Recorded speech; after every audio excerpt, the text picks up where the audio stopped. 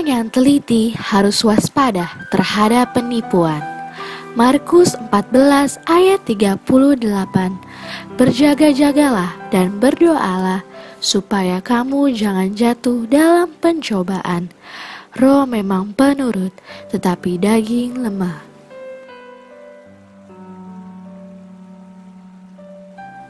Mereka yang mengaku memiliki terang yang baru, yang mengklaim sebagai para pembaru, akan memiliki pengaruh yang besar atas golongan tertentu yang merasa yakin akan ajaran bidah yang muncul di zaman ini, dan yang tidak merasa puas dengan keadaan rohani jemaat-jemaat. Dengan hati yang jujur dan benar, mereka ini rindu untuk melihat perubahan yang lebih baik ini tiba kepada standar yang lebih tinggi. Jikalau hamba-hamba Kristus yang setia mau menyajikan kebenaran murni dan tak dipalsukan kepada golongan ini, mereka akan menerimanya dan menyucikan diri mereka oleh menurutinya. Tetapi setan selalu sigap memasang jerat atas jiwa-jiwa yang sedang membutuhkan pertolongan ini. Seseorang membuat pengakuan yang tinggi sebagai pembaru yang datang kepada mereka, sebagaimana setan datang kepada Kristus menyamar sebagai malaikat terang dan menarik mereka agar berada lebih jauh dari jalan kebenaran. Ketidakbahagiaan dan kemerosotan yang diakibatkan oleh hal itu tak dapat ditaksir. Dunia menjadi cemar di bawah para penghuninya. Mereka hampir telah mengisi penuh ukuran kesalahan mereka, tetapi yang akan membawa ganti rugi yang paling berat adalah praktik kesalahan di bawah jubah kesalehan. Penebus dunia tidak pernah menolak pertobatan yang sejati, betapapun besarnya kesalahan.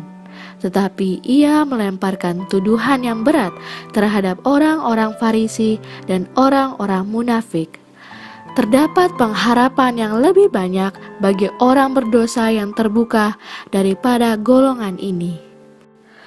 Orang ini atau pembaru gadungan dan mereka yang dikelabui olehnya tidak mencintai kebenaran, tetapi memiliki kesenangan dalam dosa.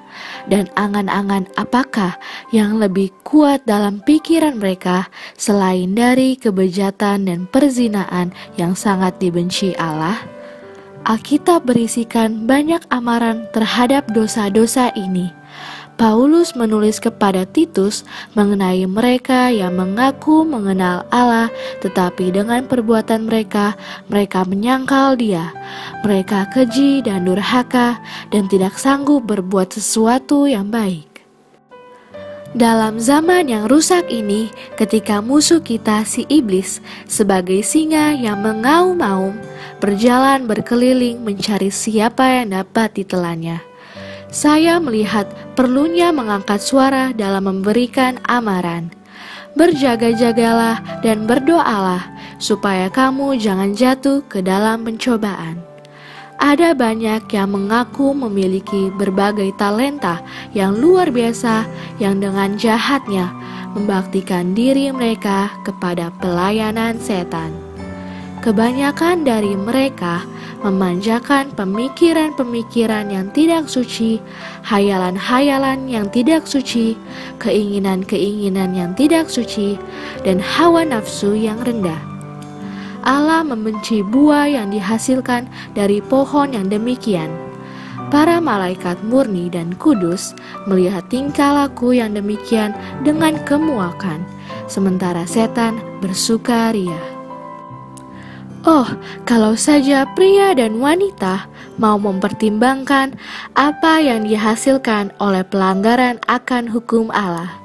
Di bawah setiap keadaan, pelanggaran itu adalah suatu penghinaan kepada Allah dan kutuk bagi manusia.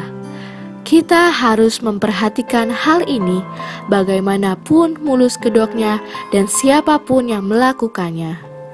Testimonies for the Church, volume 5, halaman 144 sampai 146.